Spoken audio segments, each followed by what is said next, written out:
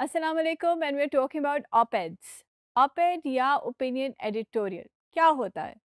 N op-ed originally opposite the editorial page, यानी कि editorial page जो लिखा आगे हम बात करेंगे एडिटोरियल पेज की, जो होता था उसके ऑपोजिट वाले पेज को कहते थे op-ed। यानी कि यहाँ पे सारी जो है लोग अपने बेतहाशा ओपिनियंस देते थे।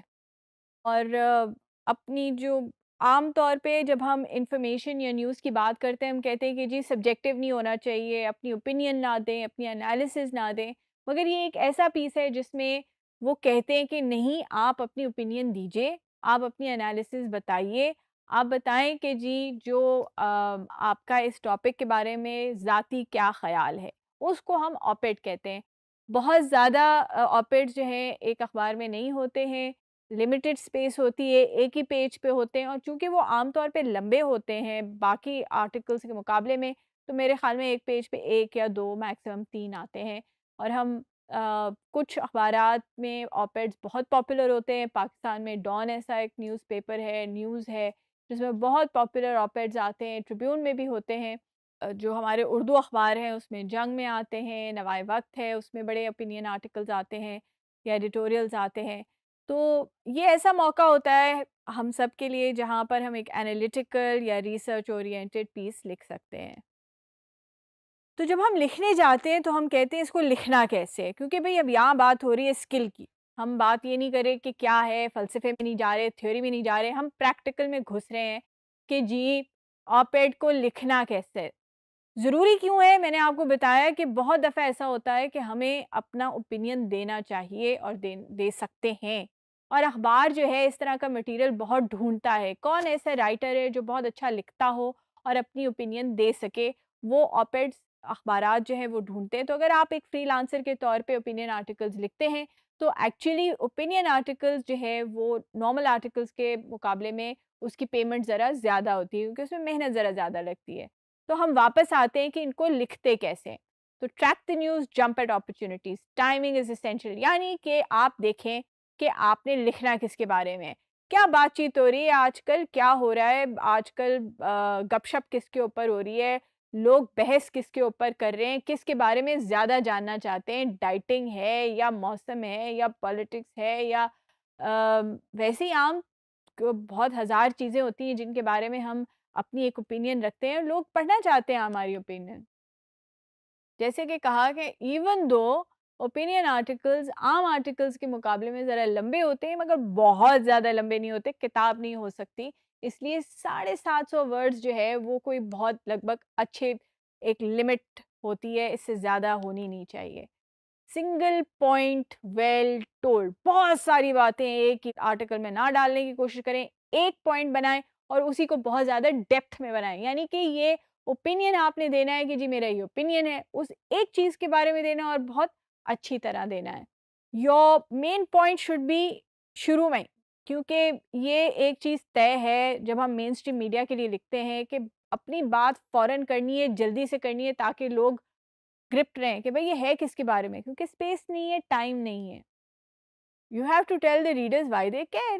भाई क्यों पढ़े आपको, क्यों कोई आपकी ओपिनियन को खाते में लाए, क्या क्यों ज़रूरी है? मतलब ये आपको बताना है उनको कि भाई ये तुम्हारे लिए इसलिए इम्पोर्टेंट है क्योंकि इसमें तुम पे असर हो रहा है, इस बात से, इसमें हम सब पे असर हो रहा है। अगर मैं इसके बारे में फ़िक्र कर रहा हूँ, वो इसलिए कर रहा हूँ कि मुझे आपकी फ़िक्र है और आपको भी करनी चाहिए इस पे।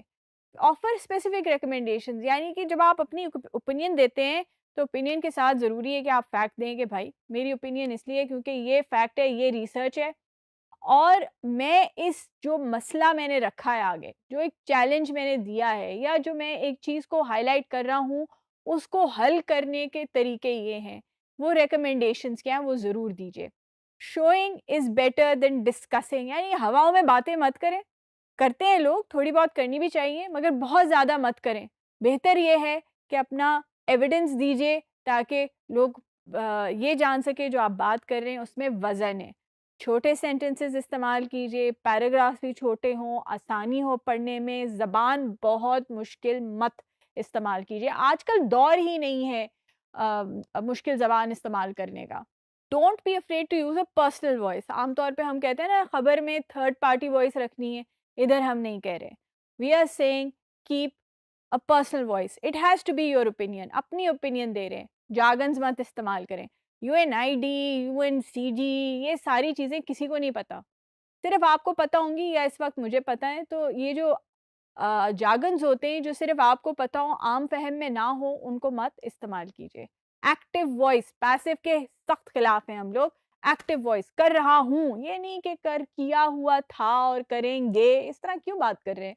एक्टिव वॉइस, करेंगे, कर रहे हैं। अवॉइड टीडियस रिबटल्स, यानी कि अपनी बात पे आगे पीछे मत हो, जो बात करनी है वो कर ले।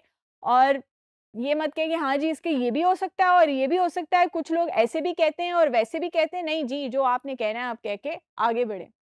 एक्नॉलेज द अदर साइड, मगर इसका मतलब ये नहीं है कि अगर आपके ओपिनियन के बरखिलाफ अगर कोई और ओपिनियन है, वो उसके बारे में आप कहें कि ये एग्जिस्ट नहीं करता। ज़रूर बताइए कि ये करता है। Make your ending a winner, आखिर में जो आप बोलना चाहते हैं, जो आखिरी आपकी लाइन है, वो पंच लाइन होनी चाहिए। लोगों को पता हो हाँ जी ये थी, पूरे लुब्बे लुबाब जो है वो आखिर में आ रहा है। Why do you want that? Because you want the reader to read the whole thing that you have to offer them. सारी चीज़ पढ़ के शुरू से लेके आखिर तक जो आपकी एंडिंग है वो विनर होनी चाहिए, ताकि शुरू से लेके आखिर तक आपका रीडर पढ़े। आखिर में रिलैक्स एंड हैव फन, इतनी कोई मुश्किल चीज़ नहीं है, इतनी कोई टीडियस चीज़ नहीं है। लिखना मज़े की चीज़ होता है, लिखने में मज़ा आता है, इन्फॉर्मेशन देने में मज़ा आता है, ख़ास तौर पे ओपिनियन एडिटोरियल में, इसलिए क्योंकि आप अपनी ओपिनियन दे रहे हैं, आपका जो जी चाह रहा है आप कह रहे हैं, और आप कह रहे हैं मैं इसलिए कह रहा हूँ क्योंकि मेरे पास एविडेंस है। अब ये सब तो कर लिया आपने, जो लिखना था वो लिख लिया, जो कहना था वो कह दिया, अब सबमिट कैसे करें? अब आपने टाइटल लिखा है, जैसे एक आर्टिकल में लिखा जाता है, नीचे आपने अपना नाम दिया हुआ है, और सबसे आखिर में आप अपनी इन्फॉर्मेशन देते हैं। आजकल लोग बहुत सारे अपने ट्विटर का भी दे देते हैं, फेसबुक का भी दे देते हैं, ईमेल का भी देते हैं। कहाँ सबमिट करना है? जो अखबार आपको पसंद हो, जो अखबार आप पढ़ना खुद पसंद करते हैं, वहीं पर अपना काम भी सबमिट करना चाहिए। Here is an example, Dawn मुझे पसंद है, दिस इज़ एन एग्जाम्पल। आप तो women in diplomacy, it's about basically जो ख़वातीन का रोल है फॉरेन पॉलिसी में। हमने बहुत ज़्यादा नहीं देखा, मगर स्वीडन ऐसी एक ऐसा मुल्क है जहाँ पर ख़वातीन जो हैं बहुत एक्टिव एक रोल प्ले करती हैं। तो this is an opinion about that, everybody has a right to opinion. You or you should also share your opinion with others through an opinion editorial. Thank you.